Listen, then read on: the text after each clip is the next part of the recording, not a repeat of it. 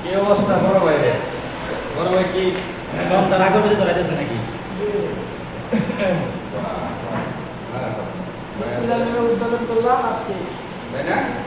আগর বাদে দিয়া দয়ালের নাম নিয়ে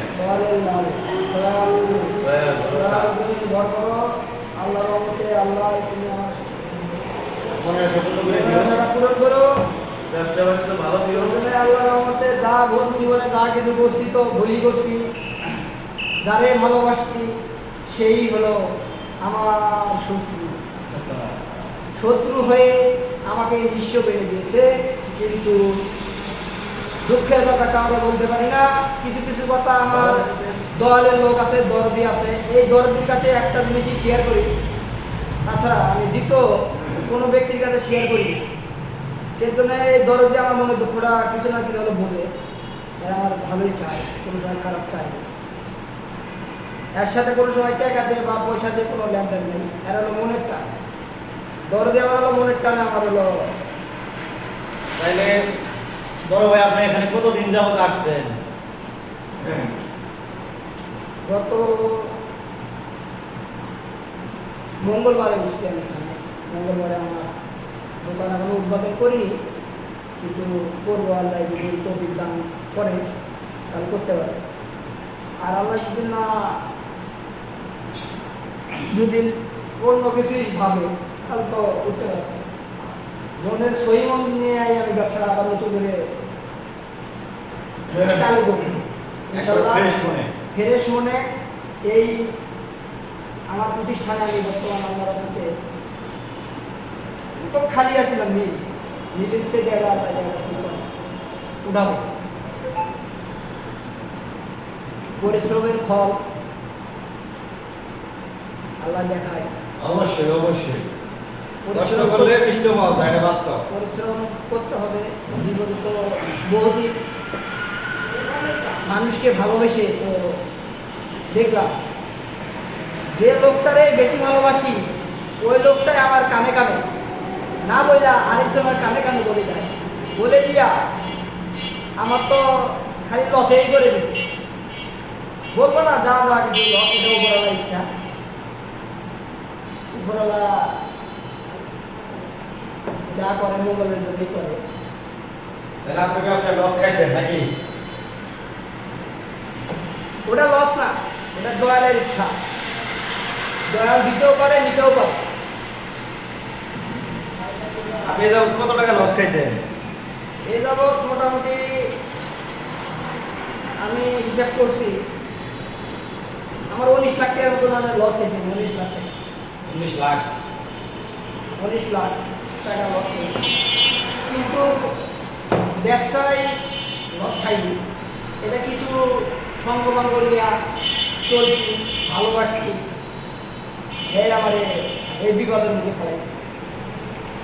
কিন্তু যত কিছুই হোক, আমি মনতে আগে কিছু মনে করি সব উপরওয়ালা ইচ্ছা।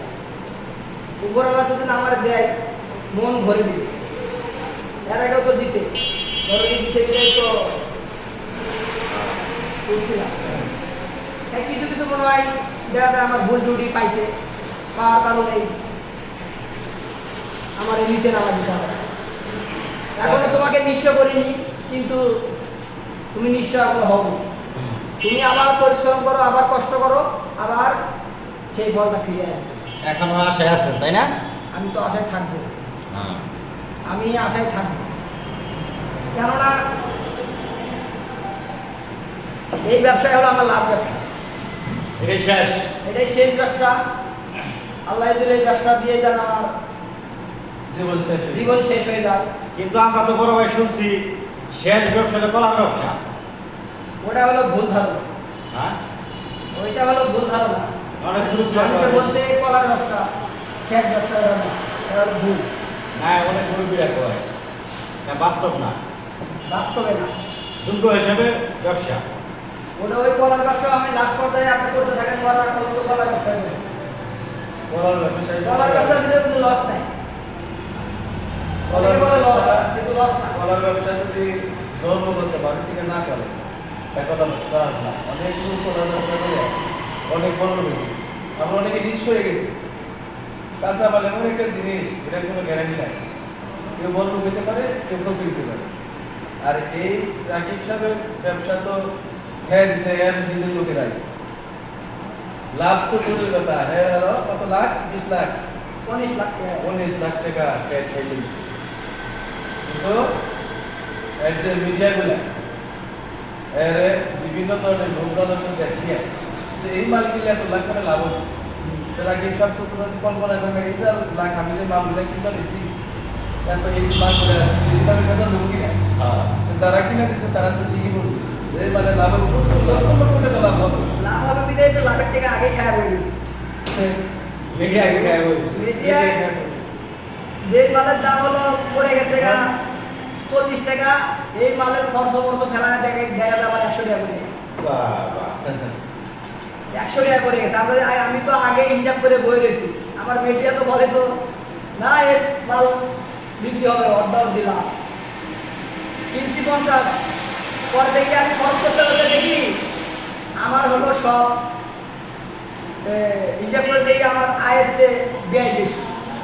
আমি কি লাভ করবো হলো আমার 150 টাকা, অথচ আমার ওই মালে আরো 50 টাকা থেকে দিলাম 30 টাকা বিক্রি হয়েছে। তাহলে কি লাভটাই করছি আমি।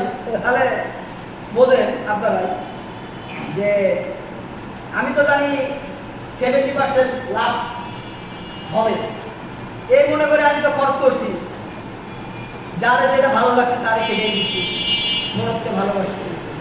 আমি নিজেও যে একটা জিনিস কিনছি বা আমার সঙ্গে যেই চলছে, যাদের আমি যদি আমার বাসায় তুললে একটা মাছ গেছে, এর বাসায় মাছ গেছে অর্ধেক, অথচ কিন্তু অর্ধেকও গেছে আমার বাসায়, কিন্তু ফুল গেছে আমার বাসায়। এত ভালো মারছে। এত ভালোবাসি। যাই হোক কি ভালো আমার বাসায় জীবনে কোনো মাংস দুধের হাত কেটে দেয়, ওর বাসায় গেছে এক পিস। এটা আপনি পাইবেন, এটার ফল পাবে। এটা তো খাওয়া দিয়ে এটা যে খাওয়াইছে ওটা আপনার আমানত হয়ে গেছে। আমি খাওয়া দিয়ে এখন বলি যে পোড়া দিতেছি, পোড়া পুরানো ইতিহাস বাদ দিয়ে দয়ালের নাম স্মরণ করে, আল্লাহ আল্লাহ রাসূলের নাম স্মরণ করে আপনি এখানে সুন্দর একটা ঘর নিয়েছেন। কত ভাবে পরিচালনা করা লাগবে। আল্লাহ নাম স্মরণ করে সামনের দিকে বাড়িয়ে যান, আল্লাহ পাক আপনাকে দিবে মন দিবে, দয়ালে দিবে। পবিত্র রাখা লাগবে। আমি এমন নিয়ত করছি, যাই টাকা পয়সা ভাঙবো, মসজিদে দিব, মাজারে দিব, আমার যেখানে ভালো লাগবে আমি সেখানেই দিব, দান খয়রাত করবো। দান খয়রাত করবো। আর নিয়ত করছি যা যা কিন্তু খরচ পাতি আমার সাত দিনে 1,000 থেকে 1,500 খরচ হোক, আমি একাই খাবো।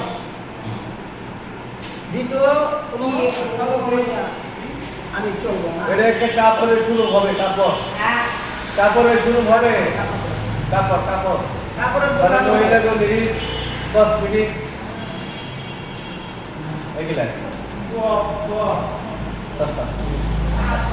আমার এই ব্যবসা ধরে আমি কিন্তু সবার কাছে, আমি সবার কাছে ভাই আমি আমার অপরাধী।